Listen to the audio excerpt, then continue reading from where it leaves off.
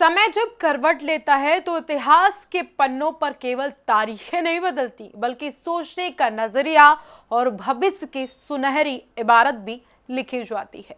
नए साल 2026 की दहलीज पर खड़े उत्तर प्रदेश के लिए ये वक्त केवल एक कैलेंडर के बदलने का वक्त नहीं बल्कि एक नए युग में दाखिल होने का संकेत भी है। इसी भाव को शब्दों में पिरोते हुए मुख्यमंत्री योगी आदित्यनाथ ने प्रदेशवासियों के नाम एक खुला खत लिखा जो न सिर्फ सरकार की उपलब्धियों का दस्तावेज है बल्कि हर नागरिक के लिए एक प्रेरणादायक संदेश भी है। यह खत उस उत्तर प्रदेश की तस्वीर को पेश करता है जिसे कभी पिछड़ेपन, अव्यवस्था और असुरक्षा से जोड़कर देखा जाता था, लेकिन आज तकनीक, निवेश, नवाचार और सुशासन का नया प्रतीक उत्तर प्रदेश बन चुका है।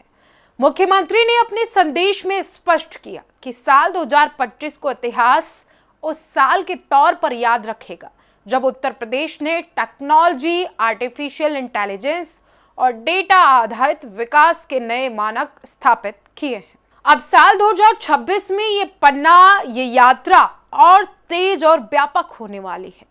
मुख्यमंत्री ने अपने खत में बेहद सधे हुए शब्दों में एक मूल सत्य की ओर सबका ध्यान खींचा। उन्होंने लिखा, निवेश तभी फलता फूलता है जब समाज सुरक्षित हो और शासन भरोसेमंद हो। उत्तर प्रदेश में बीते हुए वर्षों में सुशासन की जो मजबूत नींव रखी गई है उसी का परिणाम है कि आज ब्रांड यूपी दुनिया भर में विश्वास का पर्याय बन चुका है।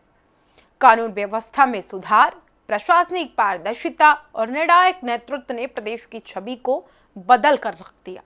आज उत्तर प्रदेश केवल भारत के नक्शे पर एक बड़ा राज्य नहीं बल्कि वैश्विक निवेशकों की नजरों में एक स्थिर और संभावनाओं से भरा गंतव्य है।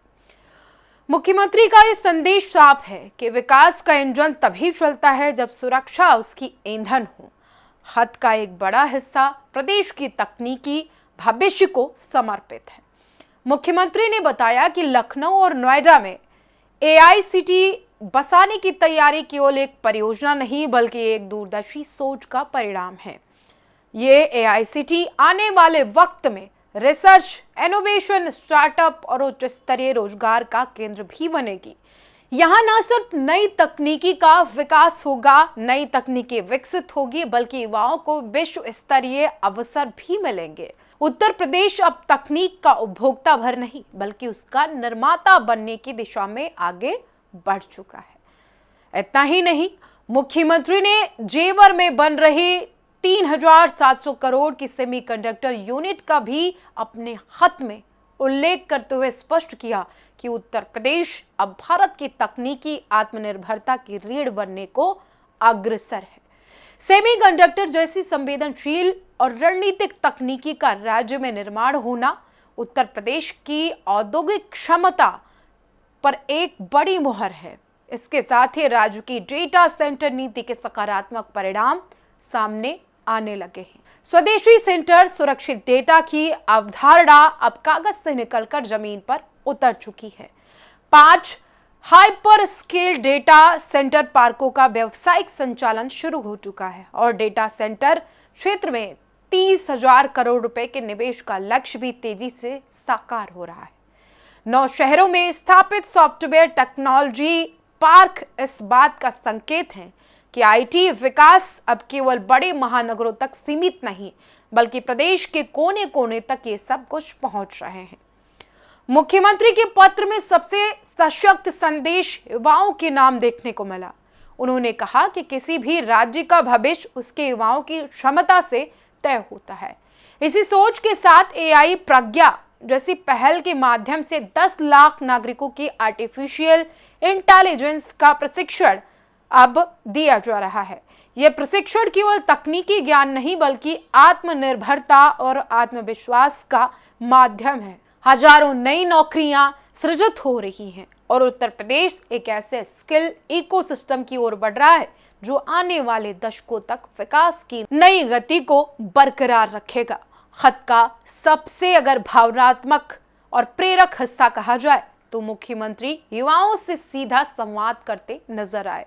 वो चाहते हैं कि 2026 में केवल सरकारी योजनाओं का वर्ष ना हो, बल्कि जन भागीदारी का उत्सव बने। उन्होंने युवाओं से आग्रह किया कि वह अपने आसपास कम से कम 5 बच्चों को कंप्यूटर और एआई की बुनियादी जानकारी भी देते रहें। सप्ताह में 1 घंटा ज्ञान दान के लिए निकालें। एक छोटा सा प्रयास डिजिटल खाई को पाटने और समाज को आगे बढ़ाने में सबसे बड़ा योगदान होगा। तो मुख्यमंत्री के एक खत ने ना जाने कितने लोगों के दिलों में राज करने का दावा पेश किया है। जिस तरीके से ये खत मुख्यमंत्री ने प्रदेश के लोगों के नाम लिखा है, कहीं ना कहीं मुख्यमंत्री को जिस तरीके से माना जाता है कि वो प्रदेश के कर्ता धर्ता है, तो ठीक उसी तरीके से उन्होंने अपना धर्म निभाया है। खैर, आपको हमारी ये पेशकश कैसी लगी कमेंट बॉक्स में जरूर बताएं।